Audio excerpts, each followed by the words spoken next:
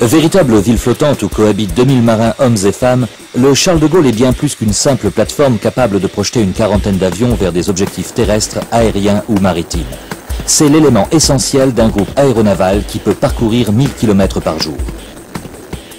Autonome, le Charles est en réalité un véritable système de combat, capable d'appréhender le monde extérieur, de décider, d'agir. Pour cela, il dispose du CENIT, Système d'exploitation navale des informations tactiques.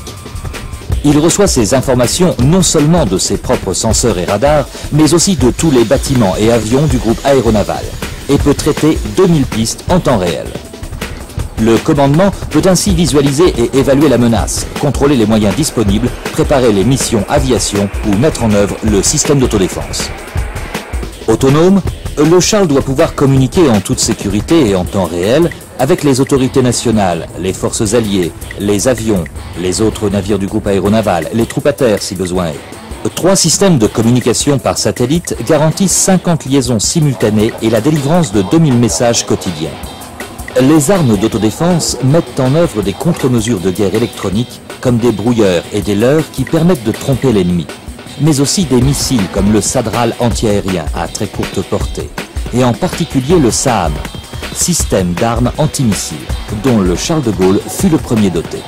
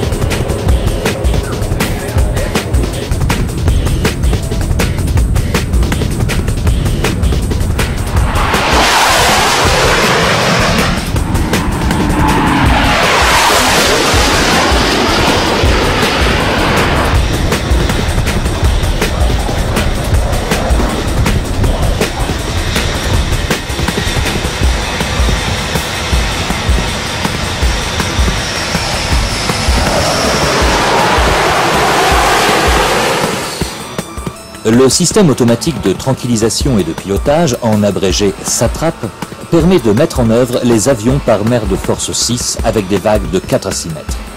Il a le même rôle que l'oreille interne de l'homme, qui permet à ce dernier de conserver son équilibre. C'est d'abord un calculateur central qui donne des instructions à 4 ailerons stabilisateurs et aux 2 safrans. C'est ensuite un système de compensation de gîte, en abrégé COGIT, tout à fait novateur.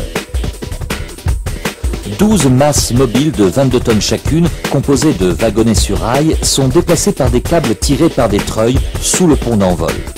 Ainsi, par leur jeu réciproque, ces masses compensent la gîte jusqu'à la rendre totalement négligeable. SATRAP stabilise le roulis dans une fourchette de plus ou moins 3 degrés, compense les mouvements de tangage au niveau des brins d'appontage et corrige la gîte engendrée par la houle, les virages du bâtiment, le vent ou les déplacements des appareils lors de leur sortie du hangar vers le pont d'envol.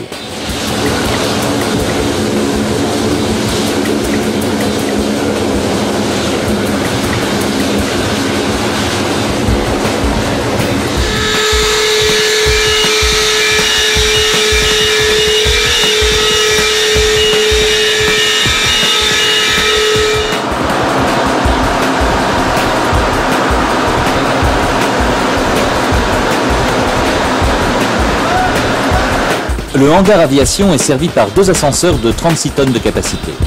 D'une superficie de 4600 m², il peut abriter 20 avions et comporte une vingtaine d'ateliers d'entretien et de réparation.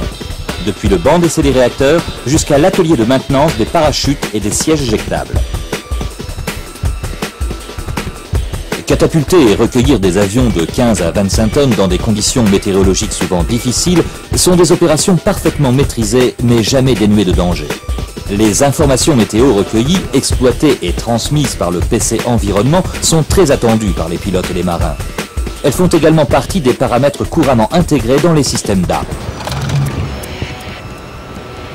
Clé de voûte de la force aéronavale française, dotée d'une puissance militaire considérable et parfaitement autonome, le Charles, au départ de Toulon, n'est qu'à 8 jours du golfe de Guinée, 12 du cap de Bonne-Espérance et, via le canal de Suez, à 7 jours seulement de l'océan Indien.